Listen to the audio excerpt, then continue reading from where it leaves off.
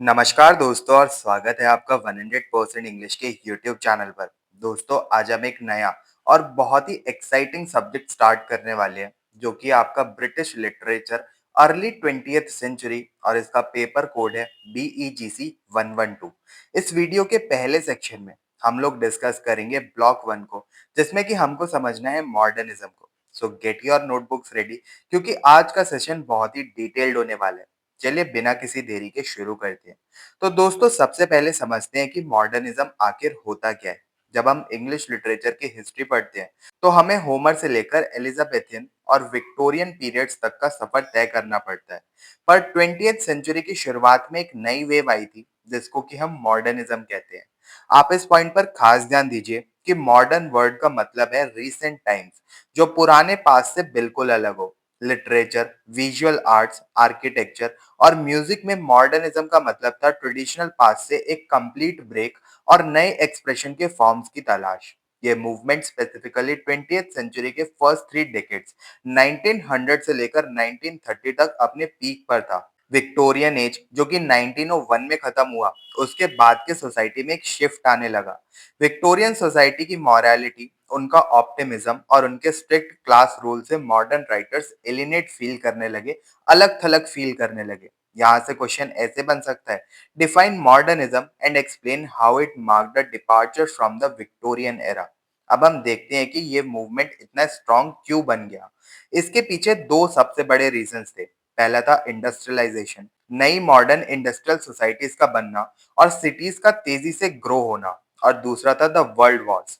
दोनों world Wars में हुई तबाही, वायलेंस और एथनिक क्लिंजिंग ने इंसान को अंदर तक हिलाकर रख दिया था। इसमें हमको ये याद रखना है कि इन वॉर्स की वजह से लोगों का पुराने बिलीफ पे से विश्वास उठ गया था।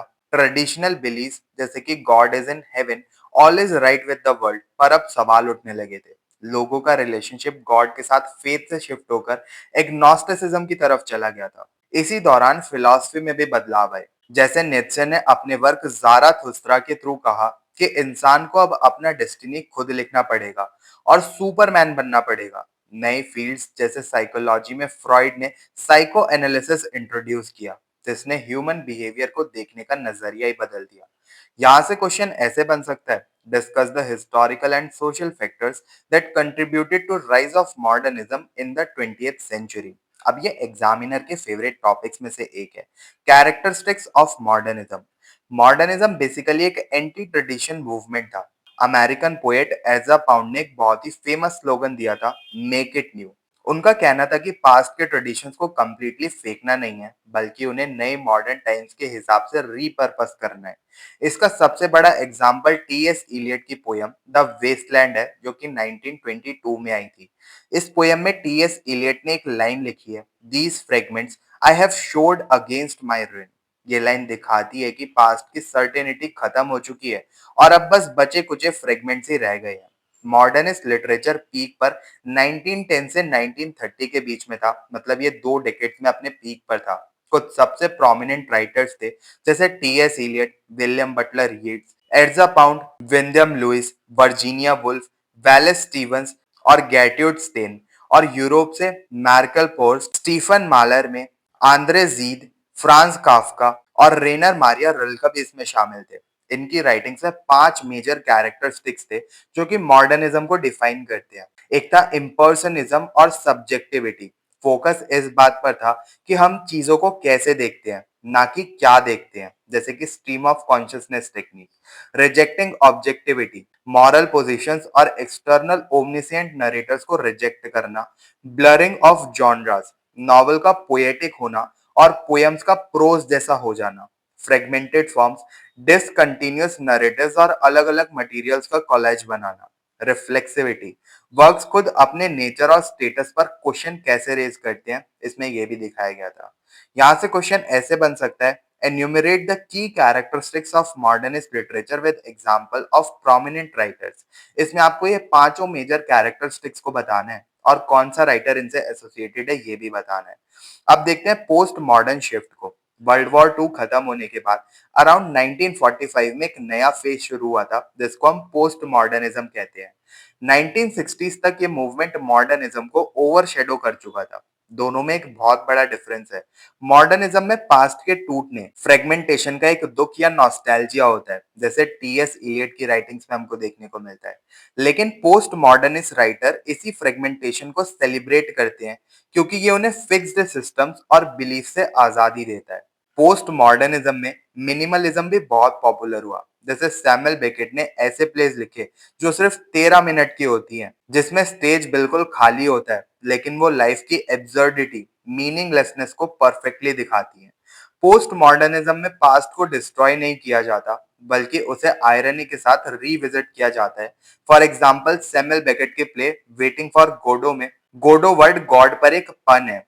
वहीं एंटन शिकोव की प्ले थ्री सिस्टर्स में कैरेक्टर्स मॉस्को जाने का वेट करते रहते हैं, जो एक इल्यूजन या फिर हाइपर रियलिटी बन जाता है।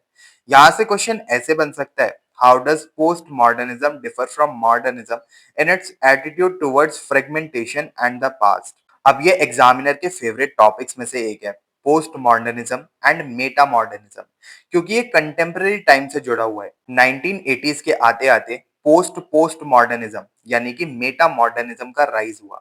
इन्होंने मॉडर्निस्ट स्ट्रिक्टनेस को रिजेक्ट किया और पास्ट के अलग अलग हिस्सों को एक बिजार और जम्बल्ड तरीके से मिक्स करना शुरू किया। इसका बेस्ट एग्जाम्पल है मार्शियन पोएट्री, जिसे क्रिएग रायन और क्रिस्टोफर रीड ने इन्वेंट किया था।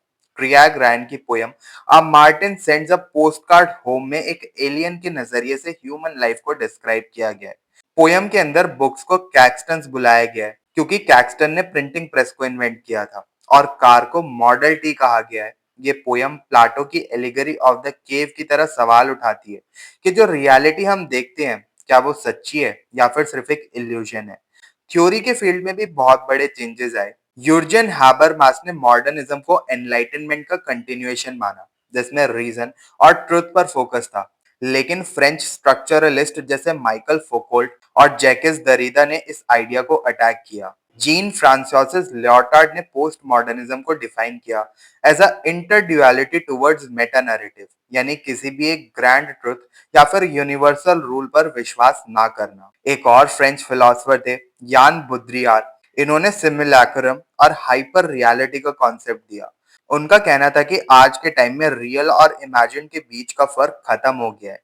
उन्होंने इस रियलिटी के ब्रेकडाउन को समझाने के लिए आर्टिस्ट जैसे रेने मार्गेट और मार्सेल दुशैम के एब्स्ट्रैक्ट वर्क्स का रेफरेंस दिया, जहां एक इमेज खुद रियलिटी को रिप्लेस कर देती है। यहाँ से क्वेश्चन ऐसे बन सकता है, explain Jean Baudrillard concept of the loss of real and hyper reality and post post modernism या फिर मेटा मॉडर्निज्म। तो दोस्तों, ये था हमारा मॉडर्निज्म। चलिए अब देखते हैं कि मॉडर्निज्म वाली वेव पोएट्री और नॉवल के अंदर हमको कैसे देखने को मिलती है। दोस्तों, 20th सेंचुरी की शुरुआत में पोएट्री ने पूरी तरीके से नया रूप ले लिया था। एड्जा पाउंड का स्लोगन था मेक इट न्यू, जैसा कि मैंने आपको पहले भी बताया, और इसी ने मॉडर्न पोएट्री का बेस सेट किया। इसमें हमको ये याद रखना है कि मॉडर्न पोएट्री ने ट्रेडिशनल सिंटेक्स और प्लेन मीनिंग्स को पूरी तरीके से रिजेक्ट कर दिया था। इसकी जगह फ्री वर्ड्स और सिंबॉलिस्ट पोएट्री ने ले ली थी, जहां इमोशंस को डायरेक्टली बोलने के बजाय ऑब्जेक्ट्स या फिर सिचुएशंस के थ्रू एक्सप्रेस किया जाता है। आप इस पॉइंट पर खास ध्यान दीजिए, क्योंकि ये हर एक एग्जाम पॉइंट ऑफ व्यू से काफी इंपॉर्टेंट है, चाहे लिटरेचर का कोई भी एग्जाम हो। टीएस इलियट का कॉन्सेप्ट ऑब्जेक्टिव कोरिलेटिव, इसका मतलब है किसी इमोशन को इवोक करने के लिए एक specific set of objects, situation या चेन ऑफ इवेंट्स का फॉर्मूला यूज करना। टीएस इलियट की पोयम द वेस्टलैंड इसका सबसे बड़ा एग्जाम्पल है, जिसमें उन्होंने पास्ट के फ्रेगमेंट्स और एंशियंट मिथ्स का यूज करके मॉडर्न सोसाइटी के स्पिरिचुअल एरिडिटी यानी कि उनके खोखलेपन को दिखाया है। ये एग्जामिनर के फेवरेट टॉपिक्स में से एक हो सकता है, और यहाँ से क्वेश्चन कुछ ऐसे बन सकता है, explain the characteristics of modernist poetry with reference to TS Eliot's objective correlative and the use of myth. अब आते हैं नॉवल की तरफ। 19th सेंचुरी का रियलिज्म अब पीछे छूट चुका था, और 20th सेंचुरी के आते आते फर्स्ट वर्ल्ड वॉर और कैपिटलिज्म की वजह से सोसाइटी में एक सोशल डेडलॉक और आइसोलेशन बन गया था। इसमें हमको ये याद रखना है कि अब राइटर्स एक्सटर्नल रियलिटी के बजाय इंटरनल साइकोलॉजी पर फोकस कर रहे थे। आप इस पॉइंट पर खास ध्यान दीजिए कि मॉडर्न नॉवल का हीरो हमेशा आइसोलेटेड, एसोशियल और एलिनेटेड फील करता था। जेम्स जॉयस, जोसेफ कॉनरेड और वर्जीनिया वुल्फ जैसे राइटर्स ने ट्रेडिशनल प्लॉट और नैरेटिव को भी उस टाइम पर तोड़ दिया। इन नॉवेल्स में आइडियोलॉजी ऑफ रिजेक्शन देखने को हमको मिलती है, जहां मैरिज, रिलीजन और एजुकेशन जैसे स्टैब्लिश्ड इंस्टीट्यूशन पर सवाल उठाए जाते हैं।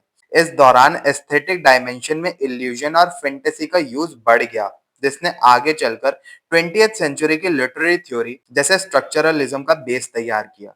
ये एग्जामिनर के फेवरेट टॉपिक्स में से एक है और इसमें से क्वेश्चन ऐसे निकल कर आएगा: discuss the philosophical and aesthetic dimensions of modernist novel focusing on the isolation of the individual.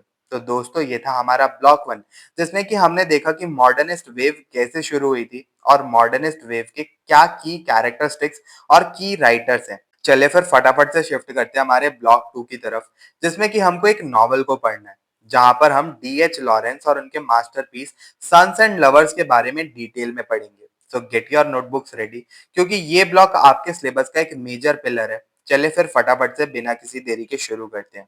दोस्तों, किसी भी नॉवल को समझने के लिए उसके टाइम पीरियड को समझना बहुत जरूरी है। 20th सेंचुरी की शुरुआत इंग्लैंड में एडवर्डियन पीरियड यानी 1901 से जो 1914 तक चला था, उससे शुरू हुई थी, जो क्वीन विक्टोरिया के बाद आए थे। इसमें हमको ये याद रखना है कि ये टाइम पॉलिटिकल और सोशल अनरेस्ट से भरा हुआ था। इस दौरान कुछ मेजर डेवलपमेंट्स हुए थे, जैसे कि वर्ल्ड वॉर वन, जो कि 1914 से 1918 तक चला। ये एक कैटलिस्मिक इवेंट था, जिसमें लगभग 8.5 मिलियन सोल्जर्स की जान ली गई थी और 19th सेंचुरी के ऑप्टिमिज्म को इसने खत्म कर दिया था। वुमेन राइट्स सफ्राजेट्स, जो कि एक वुमेन राइट्स एक्टिविस्ट थी, उन्होंने वायलेंट प्रोटेस्ट किए, जिसके बाद 1980 में 30 साल से ऊपर की औरतों को वोटिंग राइट्स मिल गए थे।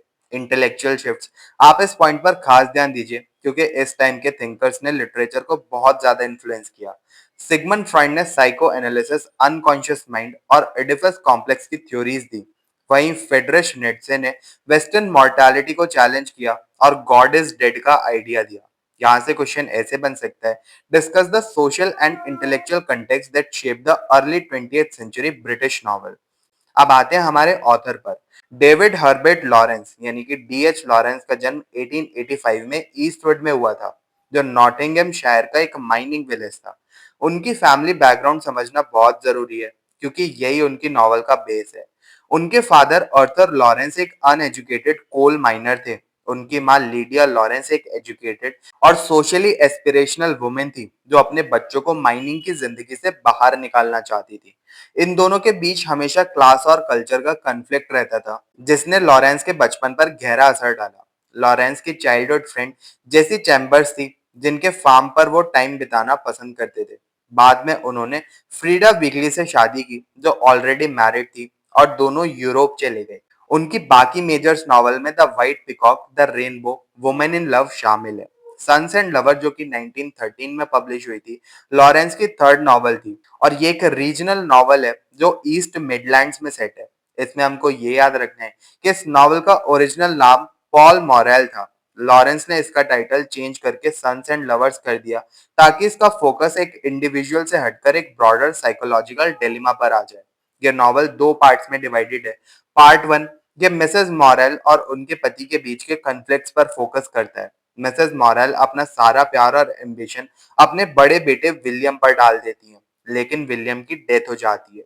पार्ट टू, विलियम की डेथ के बाद मिसेस मॉरेल का पूरा ध्यान अपने दूसरे बेटे पॉल पर शिफ्ट हो जाता है। इस पार्ट में पॉल के दो रिलेशनशिप्स दिखाए गए हैं। एक स्पिरिचुअल लव, जो कि मिरियम लिवर्स के साथ है, जो असल में जेसी चैम्बर्स, डी.एच. लॉरेंस के पुराने रिलेशनशिप जेसी चैम्बर्स पर बेस्ड है, और एक पैशनेट लव जो क्लारा ड्वेस के साथ है, जो कि एक सफ्राजेट है। नॉवल के एंड में मिसेस मॉरेल की डेथ हो जाती है। पॉल अकेला और डेरिलेक्ट फील करता है, यानी कि लॉस्ट फील करता है, लेकिन आखिर में वो डेथ और डार्कनेस की तरफ जाने के बजाय नॉटिंघम सिटी के ब्राइट लाइट्स की तरफ बढ़ता है, जो लाइफ का असर्शन है। ये एग्जामिनर के फेवरेट टॉपिक्स में से एक है। सन्स एंड लवर्स को समझने के लिए हमें चार थीम पर फोकस करना जरूरी है। एक है इसके ऑटोबायोग्राफिकल एलिमेंट्स और एक बिल्डिंग्स रोमन का कॉन्सेप्ट। ये नॉवल हेवीली ऑटोबायोग्राफिकल है, लेकिन लॉरेंस ने इसे जनरलाइज करके tragedy of thousands young man बना दिया है। ये एक बिल्डिंग्स रोमन है, जिसका मतलब होता है एक ऐसी नॉवल जो प्रोपोगेंडिस्ट हीरो की मॉरल और साइकोलॉजिकल ग्रोथ यानी उसकी डेवलपमेंट को दिखाती है। Psycho analytic reading, the Oedipus complex, आप इस पॉइंट पर खास ध्यान दीजिए। सिगमंड फ्रॉइड के एडिपस कॉम्प्लेक्स थ्योरी इस नॉवल पर परफेक्टली अप्लाई होती है। पॉल का अपनी माँ के लिए एक्सेसिव ऑब्सेशन और अपने फादर के लिए हेट्रेड इस थ्योरी का क्लासिक एग्जाम्पल है। इसी माँ बेटे के स्ट्रॉन्ग बॉन्ड की वजह से पॉल किसी और औरत जैसे कि मिरियम या फिर क्लारा के साथ सक्सेसफुल रोमांटिक रिलेशनशिप नहीं बना पाता। क्लास एंड सोशल मोबिलिटी इस नॉवल में वर्किंग क्लास लाइफ का बहुत ऑथेंटिक पोर्ट्रेयल है। मिसेस मॉरेल की डिजायर कि उनके बच्चे माइनिंग छोड़कर मिडिल क्लास जॉब जैसे क्लर्क बन जाए, ये सोशल मोबिलिटी को दिखाता है। लेकिन इस एम्बिशन की वजह से उनके बच्चे अपनी रूट से एलिनेट हो जाते हैं। जेंडर एंड फेमिनिज्म इस नॉवल में सफ्राजेट मूवमेंट की झलक क्लारा के कैरेक्टर में दिखती है, जो इक्वल पे और औरतों के राइट्स की बात करती है। लेकिन फेमिनिस्ट क्रिटिक केट मिलेट ने अपनी बुक सेक्सुअल पॉलिटिक्स में लॉरेंस को एक एंटी फेमिनिस्ट कहा था। उनका मानना था कि नॉवल कंप्लीटली पॉल की नीड्स पर सेंटर्ड है और औरतों को सिर्फ मेल ईगो सेटिस्फाई करने के लिए इसके अंदर यूज किया गया है। यहाँ से क्वेश्चन ऐसे बन सकता है, analyse sons and lovers as psychological novel focusing on the Oedipus complex, या फिर ऐसा कुछ क्वेश्चन मिल सकता है आपको, discuss the themes of class and gender in D H Lawrence sons and lovers. तो दोस्तों यहाँ पर हमारा ब्लॉक 2 खत्म हो जाता है, जिसमें कि हमने रिवाइज किया सन्स एंड लवर्स नॉवल को। चले फिर फटाफट से हेड करते हैं हमारे ब्लॉक 3 की तरफ, जहां पर हम एक मॉडर्न फिक्शन की सबसे important technique stream of consciousness और वर्जीनिया वुल्फ के मास्टरपीस मिसेस डैलोवे को डिटेल में समझना होगा। गेट योर नोटबुक्स रेडी, क्योंकि ये ब्लॉक आपकी अंडरस्टैंडिंग को एक नए लेवल पर ले जाएगा और जो ब्लॉक 1 में हमने कैरेक्टरिस्टिक्स पढ़े थे, उसमें इससे आपको काफी हेल्प मिल सकती है। तो दोस्तों सबसे पहले हम इस heavy term stream of consciousness का मतलब समझते हैं। इंसान का दिमाग कभी भी एक जगह टिक कर नहीं रहता। हमारी सोच लगातार पास्ट और प्रेजेंट के बीच घूमती रहती है। स्ट्रीम वर्ड इसी कंटिन्यूअस फ्लो को दिखाता है। 20th सेंचुरी के शुरुआती सालों में जब साइकोलॉजी डेवलप हो रही थी, तब लिटरेचर में भी हमको इसका असर दिखने लगा। आप इस पॉइंट पर खास ध्यान दीजिए कि सिगमंड फ्रॉइड, जो ऑस्ट्रिया के एक फेमस न्यूरोलॉजिस्ट थे, उन्होंने साइको एनालिसिस और अनकॉन्शियस माइंड की थ्योरीज दी थी। उनका मानना था कि इंसान का माइंड सिर्फ कॉन्शियस थॉट से नहीं, बल्कि हिडन डिजायर्स और पास्ट मेमोरीज से भी चलता है। इसी साइकोलॉजिकल बैकग्राउंड ने मॉडर्न नॉवेल्स को शेप किया। इस टेक्निक के आने से नॉवेल्स में ट्रेडिशनल प्लॉट और कैरेक्टर्स का कॉन्सेप्ट बिल्कुल बदल गया। अब कैरेक्टर्स के एक्सटर्नल एक्शन से ज्यादा उनके इंटरनल मेंटल स्टेट्स पर फोकस होने लगा। इसमें मेमोरी का एक बहुत बड़ा रोल होता है, जहाँ एक छोटे से इंसिडेंट कैरेक्टर को किसी पुरानी याद में ले जाती है, जिसको कि हम एसोसिएटिव मेमोरी कहते हैं। ये एग्जामिनर के फेवरेट टॉपिक्स में से एक है, जहां आपसे जेम्स जॉयस के नॉवल यूलिसिस का एग्जाम्पल देकर इस टेक्निक के बारे में पूछा जा सकता है, क्योंकि जॉयस ने इस टेक्निक को बहुत क्रिएटिवली यूज किया था। यहाँ से क्वेश्चन ऐसे बन सकता है, define the stream of consciousness technique and explain how it change characterisation and plot in modern novel. इसमें आपको यही सारे पॉइंटर्स को मेंशन करना है, जैसे कि इस थ्योरी को एक सिगमंड फ्रॉइड ने शेप किया था, या फिर वर्जीनिया वुल्फ या फिर जेम्स जॉयस ने अपने यूलिसिस में इसको बहुत ही क्रिएटिवली यूज किया है। और क्या होता है इस टेक्निक के अंदर, कैसे इसके अंदर फ्रेगमेंटेशन का यूज किया जाता है, और कैसे इसने कैरेक्टर्स और उनके थॉट प्रोसेस को बिल्कुल बदल दिया और फोकस शिफ्ट कर दिया एक्शन से उनके इमेजिनेशन, उनकी सोच के ऊपर। चलिए अब आगे बढ़ते हैं हमारे स्टार ऑथर की तरफ, वर्जीनिया वुल्फ। इनका जन्म 1882 में हुआ था। वो मॉडर्निज्म और स्ट्रीम ऑफ कॉन्शियसनेस टेक्निक की एक पायनियर मानी जाती हैं। उनकी लाइफ और उनके वर्क्स को समझने के लिए उनके सर्कल को जानना बहुत जरूरी है। वो ब्लूम्सबरी ग्रुप की एक लीडिंग मेंबर थी। ये ग्रुप इंटेलेक्चुअल राइटर्स और आर्टिस्ट का एक सर्कल था, जो विक्टोरियन एज के स्ट्रिक्ट मॉरालिटी और कन्वेंशंस के खिलाफ था। उनके मेजर वर्क्स में Jacob's room, Mrs Dalloway, to the lighthouse और द वेव शामिल है। इसमें हमको ये याद रखना है कि वर्जीनिया वुल्फ सिर्फ एक नॉवेलिस्ट नहीं थी, बल्कि एक बहुत ही स्ट्रॉन्ग फेमिनिस्ट थिंकर भी थी। उनका famous essay a room of one's own इस बात पर जोर देता है कि एक औरत को फिक्शन लिखने के लिए money and a room of her own, यानी पैसे और अपनी प्राइवेसी की जरूरत होती है।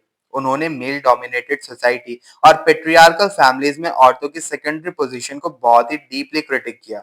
यहाँ से क्वेश्चन ऐसे बन सकता है, evaluate Virginia Woolf as a modernist writer and discuss her contribution to feminist literary thoughts। अब हम इनकी सबसे फेमस नॉवल मिसेस डैलोवे के अंदर चलते हैं। जब आप इस नॉवल को पढ़ेंगे तो आपको लगेगा कि इसमें कोई स्टोरी है ही नहीं, और यही इसकी सबसे बड़ी खास बात है। ये नॉवल ट्रेडिशनल प्लॉट को रिजेक्ट करती है और सिर्फ एक दिन, a single day in London पर फोकस करती है। इसके सेंट्रल कैरेक्टर है क्लैरिसा डेलोवे, शाम को होने वाली एक अपर क्लास पार्टी के लिए ये तैयारियां कर रही है और नॉवल की शुरुआत इस लाइन से होती है, Mrs डैलोवे said she would by the flowers herself. इस नॉवल में वुल्फ ने एक पोएटिक अप्रोच यूज किया है। क्लैरिसा के अलावा हमें दूसरे कैरेक्टर्स के माइंड में झांकने का मौका मिलता है, जिसकी वजह से जैसे कि उनका पुराना लवर पीटर वॉल्श और एक और वेटरन जो कि एक वॉर लड़कर आया है, सेप्टिमस वॉरेन स्मिथ। क्लैरिसा और सेप्टिमस नॉवल में कभी भी एक दूसरे से नहीं मिलते, लेकिन उनकी लाइफ लंदन सिटी में एक दूसरे के पैरेलल चलती है और एक डीप कनेक्शन शेयर करती है। यहाँ से क्वेश्चन ऐसे बन सकता है, in what ways does Mrs Dalloway depart from the traditions of 19th century realist novel? Novel की स्टोरी भले ही एक दिन की हो, लेकिन इसके थीम्स बहुत गहरे हैं। 1920s का टाइम फर्स्ट वर्ल्ड वॉर के बाद का टाइम था और ये नॉवल उस ट्रॉमा को बहुत ही क्लोजली दिखाती है। आप इस पॉइंट पर खास ध्यान दीजिए कि सेप्टिमस वॉरेन स्मिथ का कैरेक्टर वॉर की तबाही का एक जिंदा सिंबल है। वो वॉर से वापस आ चुका है, लेकिन उसे अपने मरे हुए दोस्त एवेंस के हेलुसिनेशन यानी उसके भूत दिखाई देते हैं। उसका ट्रॉमा इतना डीप है कि वो लाइफ में एडजस्ट नहीं कर पाता, जबकि उसकी इटालियन वाइफ लत्सेरिया उसे बचाने की पूरी कोशिश करती है। एक और मेजर थीम है मेडिकल प्रोफेशन पर शार्प सोशल क्रिटिक। नॉवल में दो डॉक्टर्स हैं, डॉक्टर होम्स और सर विलियम ब्रैडशॉ। ये दोनों सेप्टिमस की मेंटल इलनेस को समझने में पूरी तरीके से फेल हो जाते हैं। डॉक्टर होम्स कहता है कि सेप्टिमस को कुछ नहीं हुआ है, वो बस एक ओवर एंशियस इंसान है, और डॉक्टर ब्रैडशॉ उसे प्रोपोर्शन यानी नॉर्मैलिटी के आइडिया में फिट करना चाहता है। वुल्फ ने इन डॉक्टर्स के थ्रू दिखाया है कि कैसे सोसाइटी उन लोगों को क्रश कर देती है जो उनके बनाए हुए नॉर्म्स में फिट नहीं होते। आखिर में सोसाइटी के अपर क्लास और एलिट लोगों का खोखलापन भी क्लारिसा की पार्टी और उसके खुद के हस्बैंड रिचर्ड डैलोवे के गवर्नमेंट सर्कल्स के थ्रू दिखाया गया है। सेप्टिमस की ट्रैजिक डेथ इस मॉडर्न लाइफ के आइसोलेशन और एलिनेशन का एक डार्क रिजल्ट बनकर सामने आती है। यहाँ से क्वेश्चन ऐसे बन सकता है, how does Virginia Woolf offer a social critic of medical profession and upper class society in Mrs डैलोवे? और दोस्तों, यहाँ पर हमारा ब्लॉक 3 खत्म हो जाता है, जिसमें कि हमने स्ट्रीम ऑफ कॉन्शियसनेस टेक्निक और मिसेस डैलोवे नॉवल को देखा। ये नॉवल भले ही एक दिन की कहानी है, पर ये आपके एग्जाम पर्सपेक्टिव से काफी इंपॉर्टेंट हो सकती है। चले फिर फटाफट से शिफ्ट करते हैं हमारे ब्लॉक 4 पर, जिसका की टाइटल है पोएट्री, जिसमें हमें अर्ली 20th सेंचुरी की सबसे सिग्निफिकेंट और पावरफुल पोएटिक वॉइसेस को डिस्कस करना है। इन पोएट्स ने एक ऐसी नई लैंग्वेज और स्टाइल बनाई जिसने मॉडर्न एग्जिस्टेंस की रूटलेसनेस और मोनोटोनी को ब्रिलियंटली एक्सप्रेस किया। चले फिर फटाफट से इस ब्लॉक को डिस्कस करते हैं और अपनी वीडियो को भी कंक्लूड करते हैं। पहली पोयम जो कि हमारे सिलेबस में है वो है डब्ल्यू.बी. येट्स की द सेकंड कमिंग, जो 1919 में लिखी गई थी और 1920 में पब्लिश हुई थी। डब्ल्यू.बी. येट्स एक महान ईरिश पोएट थे जिन्हें 1923 में नोबेल प्राइज इन लिटरेचर मिला था। आप इस पॉइंट पर खास ध्यान दीजिए कि ये पोयम वर्ल्ड वॉर वन के ठीक बाद लिखी गई थी, जब दुनिया में हर तरफ तबाही, ब्लडशेड और एनार्की फैली हुई थी। पोयम का टाइटल बाइबल के एक बुक ऑफ रेवलेशन से लिया गया है। बाइबल में क्राइस्ट के सेकंड कमिंग की बात की गई है, जो मैनकाइंड को बचाएगा। लेकिन विलियम बटलर येट्स यहाँ एक डरावना विजन देते हैं। इसमें हमको ये याद रखना है कि डब्ल्यू.बी. येट्स हिस्ट्री को एक 2000 साल के साइकिल में देखते हैं, जिसे उन्होंने जायर कहा है। उनका मानना था कि 2000 साल का एक एरा अब खत्म हो रहा है और एक नया खतरनाक एरा शुरू होने वाला है। पोयम की सबसे फेमस लाइन है, things fall apart, the centre can not hold. And में वो पूछते हैं कि ये कौन सा रफ बीस्ट, एक मैन लायन फिगर जिसे स्पिरिचुअस मुंडी कहा गया है इस पोयम के अंदर है, जो बेथलेम की तरफ बढ़ रहा है पैदा होने के लिए। एक जेंटल सेवियर की जगह ये नया एरा एक डिस्ट्रक्टिव फोर्स लेकर आ रहा है। मतलब ये अगला 2000 साल का एरा उनके हिसाब से एक डिस्ट्रक्टिव फोर्स लेकर आ रहा है, पर ऐसा कुछ नहीं हुआ, क्योंकि 2000 में ये 2000 साल का एरा खत्म हो गया और अभी तक हमको कोई ऐसी डिस्ट्रक्टिव फोर्स तो देखने को नहीं मिल रही है, अगर हम एआई को हटा दे तो।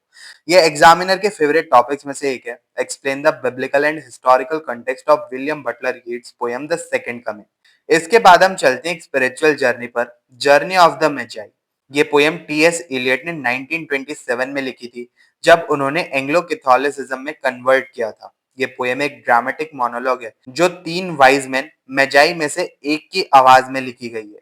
ये लोग बेबी जीसस को देखने के लिए दिसंबर की कड़कती सर्दी में एक लंबा और मुश्किल सफर तय करके बेथलम पहुंचते हैं। आप इस पॉइंट पर खास ध्यान दीजिए कि इस पोयम में बर्थ और डेथ का एक बहुत गहरा पैराडॉक्स है। जब मेजाई बेथलम पहुंचते हैं तो उन्हें एक सेटिस्फैक्टरी बर्थ, बेबी जीसस देखने को मिलता है। लेकिन जीसस का जन्म उनके अपने पुराने पेगन रिलीजन और कल्चर की डेथ भी थी। जब वो वापस अपने देश गए, तो उन्हें अपना ही पुराना कल्चर एलियन लगने लगा। इसमें हमको ये याद रखना है कि ये जर्नी सिर्फ एक फिजिकल सफर नहीं है, बल्कि एक डीप स्पिरिचुअल ट्रांसफॉर्मेशन है। टीएस इलियट ने इसमें बहुत ब्यूटीफुल सिंबल्स यूज किए हैं, जैसे थ्री ट्रीज जो क्रूसिफिक्शन को दर्शाता है, और dicing for the piece of silver जो जुडास के बिट्रेयल का सिंबल है। ये एग्जामिनर के फेवरेट टॉपिक्स में से एक है, और इसमें आपको ऐसा क्वेश्चन देखने को मिल सकता है: discuss the theme of spiritual journey and the symbolism of birth and death in T S Eliot's journey for Magi. हमारे सिलेबस में अगली पोयम इंक्लूडेड है डब्ल्यू एच ऑर्डन की द अननोन सिटीजन। ये एक बहुत ही अलग टोन की पोयम है। डब्ल्यू एच ऑर्डन एक फेमस वॉर पोएट थे, और उनकी ये पोयम एक सटारिकल एलिजी, एक शोक गीत है। इस पोयम में एक स्टेट स्पॉन्सर्ड मॉन्यूमेंट स्टैचू का डिस्क्रिप्शन है, जो किसी इंसान के नाम पर नहीं, बल्कि एक अल्फा न्यूमेरिक लेबल JS07M378 के नाम पर डेडिकेटेड है। ये एक ऐसे आम आदमी, एक कॉमन मैन की कहानी है, जिसने अपनी पूरी लाइफ में कभी सरकार या सोसाइटी के रूल्स को नहीं तोड़ा था। आप इस पॉइंट पर खास ध्यान दीजिए कि ये पोयम मॉडर्न टोटलिटेरियन स्टेट और ब्यूरोक्रेसी पर एक डायरेक्ट अटैक है। सिटीजन ने वो सब किया जो उससे एक्सपेक्टेड था। उसने यूनियन का ड्यू पे किया, इंश्योरेंस पॉलिसीज ली, फ्रिज और रेडियो खरीदा, और जब वॉर आई तो वो चुपचाप लड़ने चला गया। उसका अपना कोई ओपिनियन, कोई इंडिविजुअलिटी नहीं बची थी। इसमें हमको ये याद रखना है कि इस पोयम की आखिरी दो लाइन सबसे ज्यादा पंच होल्ड करती हैं: was he free, was he happy, the question is absurd. Bureaucracy और गवर्नमेंट को इस बात से कोई फर्क नहीं पड़ता कि एक इंसान खुश है या फिर फ्री है। उन्हें बस कंफर्मिटी और ओबीडियंस चाहिए। यहाँ से क्वेश्चन आपको ऐसे देखने को मिल सकता है: analyse W H Auden's the unknown citizen as a satirical elegy on the loss of individuality in modern society. और अब आते हैं हमारे आखिरी पोएट पर, स्टीफन स्पेंडर। ये ऑक्सफोर्ड पोएट्स के एक लीडिंग मेंबर थे। वो सोशल और पॉलिटिकल इश्यूज से डीपली कनेक्टेड थे। इनकी poem I think continually of those who were truly great को हमको पढ़ना है। आप इस पॉइंट पर खास ध्यान दीजिए कि इस पोयम में किसी एक पर्टिकुलर हिस्टोरिकल फिगर का नाम नहीं लिया गया है। ये उन सभी महान और सेल्फलेस लोगों के लिए एक ट्रिब्यूट है, जिन्होंने अपने आइडल्स के लिए फाइट किया था और मैनकाइंड की भलाई के लिए अपना जीवन दे दिया। इसमें हमको ये याद रखना है कि स्टीफन स्पेंडर इन ट्रूली ग्रेट लोगों की लेगेसी को एटर्नल नेचर के साथ कनेक्ट करते हैं। वो बताते हैं कि उनके हीरोइक एक्ट समय के साथ खत्म नहीं होते, बल्कि वो सदियों तक वेविंग ग्रास, व्हाइट क्लाउड्स और विंड्स में जिंदा रहते हैं। इन लोगों ने फायर सेंटर को अपने दिलों में जला कर रखा और आने वाली जनरेशन के लिए रास्ता बनाया।